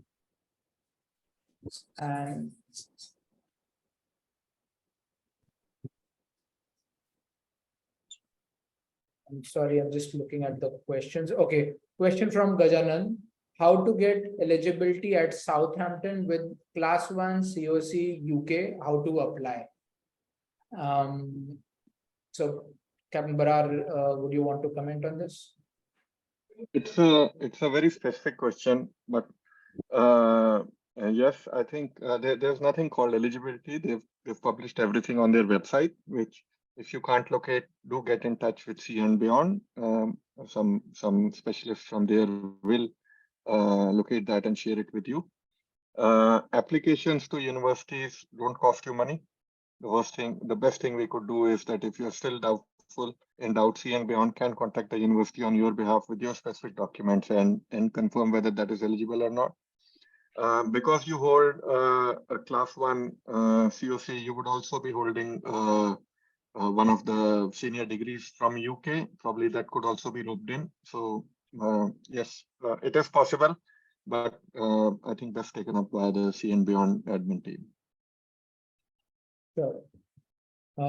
So I've just got a personal question, which I'm replying to everyone. We will put this video on YouTube, on our YouTube channel, and we'll share the recording of this video with everyone. So you can you can all see this video from there as well. Let's take this question from Dwarka Nath, who's not a mariner. He has an LLB from India, and he's asking, he wants to get into maritime law. And his question is, will he face more challenges compared to mariners, right, who are doing LLM? That's his question.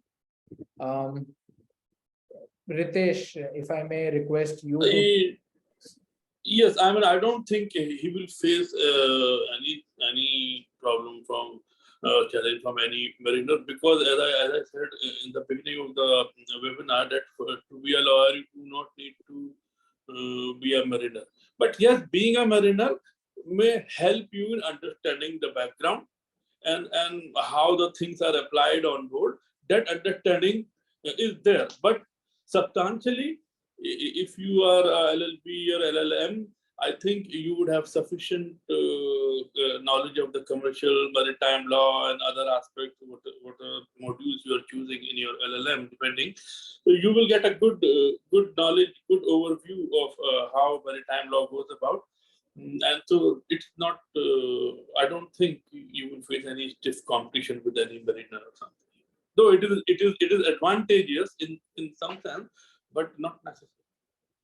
Okay. Feel free to pitch in, Puneet or Amarinder, if you have. If it helps, less than 1% of maritime lawyers are seafarers. All right. With that view, let's go to the next question. It's from Yelappa, and he's asking, is it a prerequisite that you need to be a chief engineer or master? I guess that's been answered, but I think the question probably is more to do with he's probably a mariner, and if he's a say a second officer or a third engineer, that's probably coming from there. So if you are a graduate, can you apply for LLM in UK? I'll take the liberty to answer. You can apply, you will get into it, but having not sailed in a senior rank, you wouldn't have had the experience which you would have acquired as a senior officer on board ships. You're looking yourself as a, put yourself in the shoes of a prospective employer who wants to hire you. He's hiring you as an ex-seafarer because of your experience. Now, two factors, and Amrinder can vouch or expand more on that. It depends on what you want to become. If you want to become an expert witness or someone somewhere or some position or some role, we should have sailed in that rank to get that eligibility. You have to have that. But if you just want to pursue a shore career with a good amount of experience, my advice would be have some experience under your belt as a senior officer. That counts. You don't have that, you're a junior officer, you want to get into a shore job as soon as possible, there is no loss. You can still do that. There is no stopping you. The amount of time you will take to come up to a level of an experienced seafarer, that experience you're getting in shore life. I have a colleague who has sailed as a second mate, but had a master license, who came here, settled ashore. He's progressing. He will take another 4 or 5 years to maybe get to that kind of a level at which I started. But maybe that time he would have taken at sea as well. So there's nothing stopping you from achieving your dreams. There are different goals which you can achieve by being in different positions, but experience always helps. I feel that you should at least have some experience in a senior rank before you move ashore, because that experience is what counts. What experience I had as a second mate and third mate, it was valuable, but not as valuable as to the extent of experience as I had as a senior officer. Sure. And are there any age restrictions? If any one of us would know, I assume no, right? Okay. So I guess Yelappa, both your questions are answered. Rohit, your question has already been answered. Piyush is in marine surveys, and he's studying for the IGP and IQ certification currently. He's keen on joining IGP and I club. Does he need to do an LLM? He does not have a master COC, but he has a sailing experience. Puneet, maybe with your background, you could answer. IGP and IQ is a qualification which has opened for the entire market. I was in a P&I club, I was in an IGP and I club, and I have done the 2 modules. That qualification is not going to get you a job. Sorry. It will make you aware. It can add as a value added, like as seafarers, we used to do those, STCW courses and value added courses. P&IQ is a value added course to help you understand about P&IQ, P&I industry, and marine insurance of third party liability. Nothing more, nothing less. It's not going to get you a job. No employer will consider that as a factor when he's taking you as a fresher or someone who wants to enter, as a seafarer who wants to enter this line. It is not the criteria which is going to be the defining moment of your CV or your career at sea. which is going to help you that job. P&IQ is just a value-added course. It is not a short, it is not a job guarantor.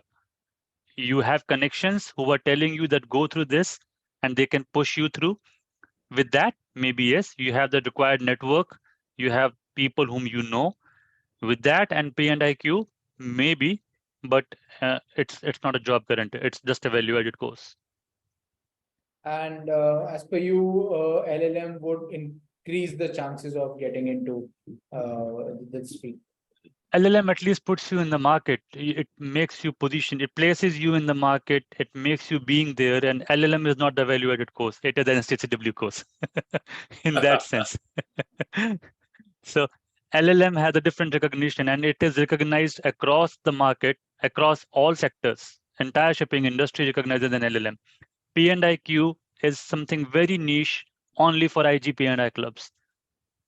Right. And IGP&I clubs, all you need to do is go to all the IGP&I clubs websites and look at the carriers which they publicize, which they advertise.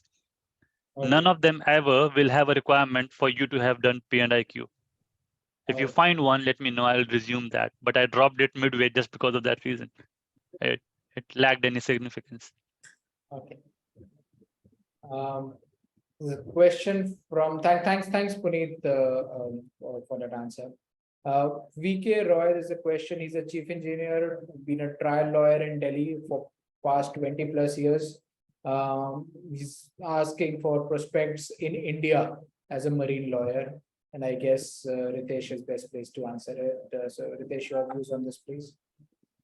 Yes, you can brand yourself as a marine lawyer, but again, when it will come to the client, he will like to know what experience you have in the field of marine law, what qualifications you. I mean, they may do a cross check. I mean, if you are much experienced, you have some exposure in the maritime law, then only they will take the risk of giving their issued matters to you. But if you say, what I understand, you have only done criminal law practice so far, and you are a seafarer, so that may put them in slight doubt that you may not have that kind of exposure of international maritime law or anything related to maritime law. So maybe they may put you on a second priority. So maybe you need to do something to put that impression on the client that you know about maritime law. So either you join a maritime law firm and you gain some experience for 1-2 years there, and then maybe you can put on your the CV or on your whatever credentials you have that, okay, I know maritime law, or you go for an LLM from India or UK or anywhere else. So you would be, I understand, as 20 years lawyer, you have all the expertise of operational things going on in the court, arguing, paperwork, claim processing, whatever. But for maritime law, you need to demonstrate in some way that you are experienced in that field also, because there are several persons in India who have the maritime law degrees and maritime law experience also to a certain extent. So why would a prospective client wish to give you his or her matter unless they know you well or they really want to give you? That is my advice. Thanks, Ritesh. Well understood. I missed a question from Gajanan, and it's probably a personal question. And this is to you, Captain Barar. Why did you leave LOC? Yeah, I'll take a step back on this in the sense that I must start from apprenticeship, and it all boils down to making those decisions and talking to informed people and learning along the way. So my career has been, I joined Shipping Corporation of India, national company. From then, I moved on to third-party ship manager, a leading ship manager out of Hong Kong. Then I moved on to a leading non-vessel operating common carrier, Seaspan. So they have the largest fleet of ships in that specific category of ship owners. From there, I moved up the food chain to Flag State, which was MCA. And then I realized that Flag State is also serving ship owners, but P&I clubs are also serving ship owners, or rather the other way around. Owners go to P&I clubs and lawyers when they have problems. So then I moved to LOC, which were assisting in that market. And then it came a time when the law firm themselves say, why don't you join us because your work is good? So I moved up the food chain because it's the law firms who give job to LOCs or consultants like that. So it's not about a company name. You have to also see what they do. So career progression has been national company, ship manager, ship owner, flag state, consultant to people who help out ship owners, and now being in those organizations. So it's straight away going up. And again, it boils down to C and beyond and the services they provide is those small decisions over time, they add up. And that is what helps you decide whether you're successful or not. And also what I believe is you have to take those steps. If you don't, then I would still today be in LOC. I would not be on this panel at all. Yeah. Thank you. Good going, Barar, and thanks for your views. On Mohil's question, I think it's a little bit more specific for you or the job prospects in UK. We could probably take this one-on-one at a later stage, Mohil, if that's okay with you. I'll jump on to Captain Mufid's question, and I think there was a question before as well. And that question is on the DLP, on distance learning program for LLM.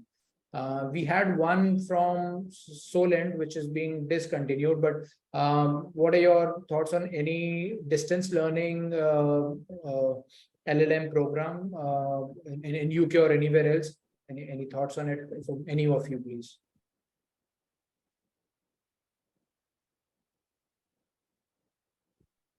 Since everybody else is silent. No, I was just thinking maybe you will answer best. But anyway. If you are doing it for the sake of getting an LLM in front of your name, do it from anywhere, no matter what, it doesn't matter. If you want to enrich your knowledge and make a network, as I said, it's very subjective, but I personally do not suggest anyone, because what you gain from being there in the market, from making network, from getting experienced, as Ritesh said, from being around the people who practice it, by making connections, it's not only about doing the course, but there are so many other things which are added when you do it in person. The influence you have on the professors who are teaching you. I was being provided job opportunities by the professors who were being approached by the cohort of the past graduates from that university working in the field. All that happens when you are there in person. The network which you make, the colleagues which you make, as Amrinder said, there are people coming from all across the globe. Today, somebody might need your help and you help them. Tomorrow, you might need their help and you get the help from them. All this is possible only if you're there in person. It is the gain aspect outweighs everything else for an in-person course as compared to a distance learning one. Distance learning one is just a tick box exercise. You want to do the tick box exercise, you can very well do that. I know a friend of mine who's working in marine insurance and only wants to get an LLM for a promotion. Go ahead and do that. For that, it's perfectly fine. What are your thoughts and on say, for example, if a person is working in commercial space, right, or a marine superintendent, now he wants to have a move within his organization into another role, and would a distance learning help? Because a person That's what I just said. That was my last line. If you're already somewhere and you need an LLM just as a tick box exercise to move up the ladder or go across in something. I know a colleague of mine who's looking for an LLM distance learning because he just wants to move the ladder. Having that LLM is going to help him. And for that purpose, distance learning is absolutely fine. Okay. But if you are a seafarer and you want to start afresh, I do not suggest going for distance learning. Others may have a different take, but I don't suggest. Sure. Ritesh, go ahead, please.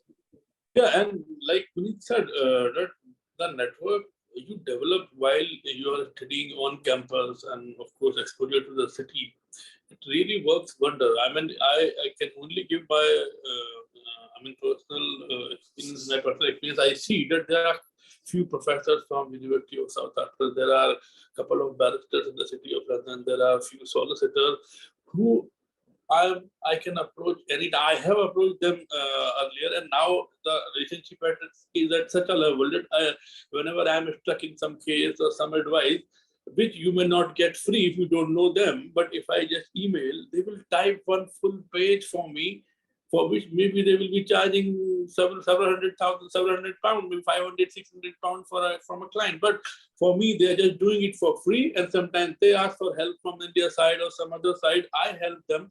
So that is just because the network has been developed on campus course, which you may not find in the distance learning program. Distance learning program is just, it's a label to your name, but when it comes down to your actual utilization or realization of the career in which you are in, I don't see anything can beat the on-campus program.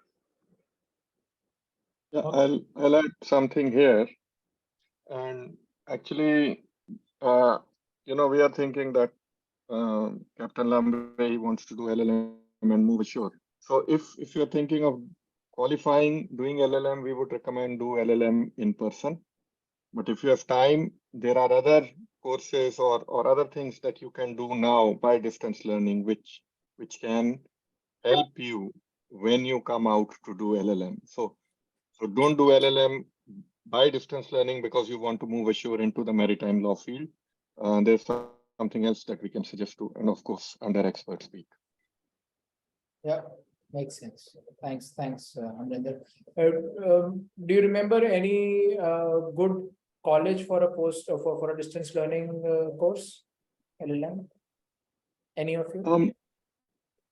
Actually, courses come and go because especially after COVID, universities are under financial stress. So they build up a course, they expect it to be welcomed in the market, but because the market doesn't have jobs, there is not much uptake into that course. So for example, IIT, IIM will always be there. But within IIT, IIM, within IITs, which engineering is going up, which is not going up this year. It's reacting to the market in time. So at the moment, I cannot think of anything, but we can definitely look into it and suggest something down the line. Pritesh. No, but we have University College of London, in my knowledge, and King's College London, and some other big University of Portsmouth. They offer LLM distance learning. That is a 2-year program. That is not a 1-year program, and they arrange your assessment at some particular centers around the world. So I was actually looking for that few years back. So then I found it, they are offering, and this is after COVID, this is not before COVID. So there are programs you have 3 options: you have full time, you have part-time or weekend program, and the third one is the distance learning program. So few universities in England, they are doing. I don't know about other countries or India. Sure, thanks. Makes sense. We'll take this last final question from Dwarka, I guess, and that's will getting a job as a lawyer in India with maritime law firm for 1 to 2 years increase his chances of getting a scholarship for LLM in UK? If I answer, scholarship, they are currently also. I find a couple of persons from New Delhi. They are just joining this University of Southampton program. So the scholarships, they are master mariners at the same level which we had in our time, £3,000 maximum. And if you are a chief officer, if you are a second officer, maybe they offer you £1,000, maybe no scholarship. So yes, if you have a couple of years experience in a law firm, and if you put your application more convincingly, you bring out your experience well on the paper, maybe they find you add value to their program. Maybe they may offer you a slightly more than £3,000 usually, which they are offering at the moment. So yes, right, Amrinder can tell us better because he is in Southampton. Yeah. Well, Southampton gives you a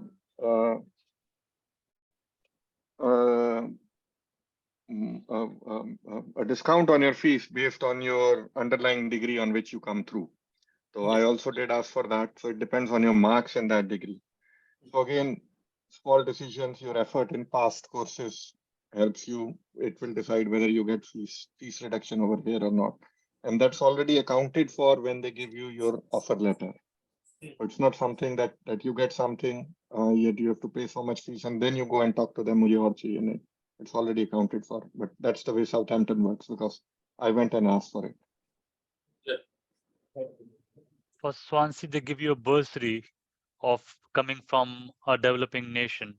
They give a £3,000 bursary, which is standard across all applicants. I know this for fact because I know non-seafarers, and I know non-master mariners who have come for this course, and they have all got this bursary. It's standard 3,000. Anything more which you can get, it's very subjective. So you check on the university website for the different scholarship programs which they have, or contact you guys because you are in direct contact with those universities. So at the application stage itself, as Amanda said, you can send a remark or you can send a query that this is my experience and do you think I can get more scholarship? And the admissions team will be more than happy to answer your queries. Right. Thanks, Amarinder, Puneet, and Ritesh for this. Makes a lot of sense. Let's take a couple of poll questions.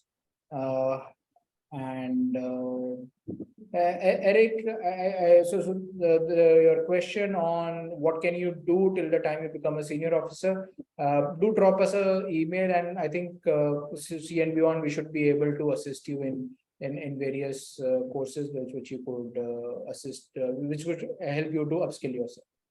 So there's a poll which I have put. Would you like continuing advice before or after attending the course in maritime law? And this is, just to help you in, fine tuning yourself, your application to get a better scholarship. Once you get into the university, to get a better, to at least get a foot in the corporates for an interview. What do you think? What are your thoughts on this? All right, I've got about 70% of you who have voted for this. I'm ending this poll and let me share the results. Almost everyone, almost 85% of you would like to have a continuing advice. And just so that we all know, C and Beyond has mentors on our portal, and you could take that advice from the mentors. And we're more than happy to assist you in who's the mentor right fit for you, who's the best fit suited mentor for you, and you can connect to us on that, right? Moving on to our poll on, are you looking for a degree in maritime? Yes, no, or you need time to think, and if so, which year are you looking at?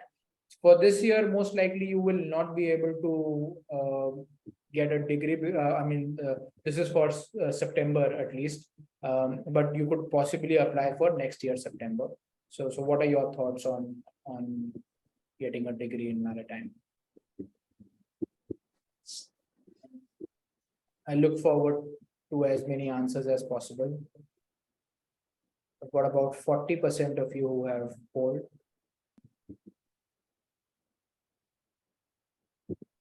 Few more answers, please.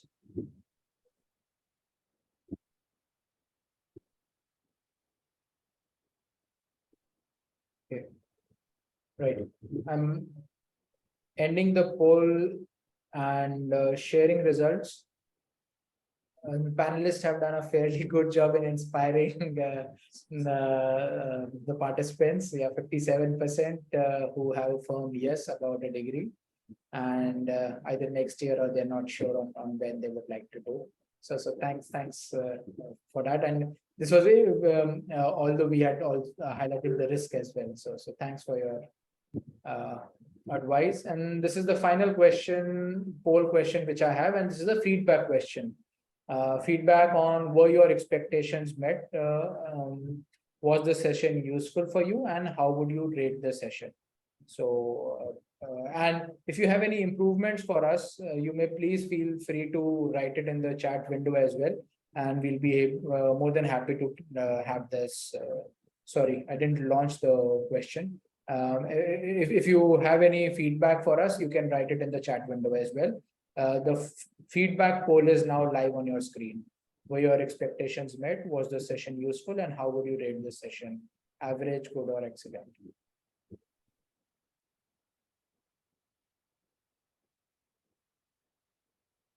Right. Mbe had a question, and all right, he's from Cameroon. Right. If you write to us Mbe, on education@candbeyond.com, the details are given by Tejan on the chat window. We should be able to support you over there, please. Yeah, go ahead, please. Oh, you wanted to say something, Puneet? All right, okay, sorry. Okay, got about 70% who have voted for this, and let me end the poll and share the results. It's good that the expectations that you had were either met or exceeded. Everyone loved the session, they liked it, and the rating is also, either excellent or good, and this probably someone who's saying average, and more than happy to improve, and that's what we look forward from you. Do let us know where if anything was missing, and we should be able to improve over there. That's pretty much it from our end. More than 2 hours. We planned it for an hour and a half, and I really would like to thank the panelists, for spending your time. And I know what is the hourly rate of a lawyer, so of course we'll not be able to nowhere match that. We'll be mailing our invoice soon. Don't worry. Absolutely right. No, so really thank you for your time, and you've kept 33 of us engaged for so long, and I'm more than sure that everyone would have got their worth of their time, and we will of course put this on YouTube. We will share the links with everyone so that you can circulate among your friends. I have had so many request on WhatsApp, on email, that we may not be able to attend the webinar. Please share us the link, so we will do it to them as well. So very, very informative, and I am 100% sure that more people will now be able to take a well-informed professional decision, well-informed decision in their career on what they should do, can do, could do. Yeah. So thank you so much for your time, guys. Thank you everybody for your patience and being here today. We hope you have a successful career ahead.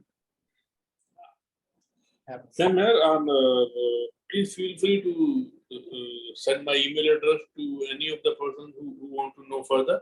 Maybe I will try to answer with the best of my ability, whatever I do. Right. Thanks. Then I'll stop recording and I'll stop the live stream.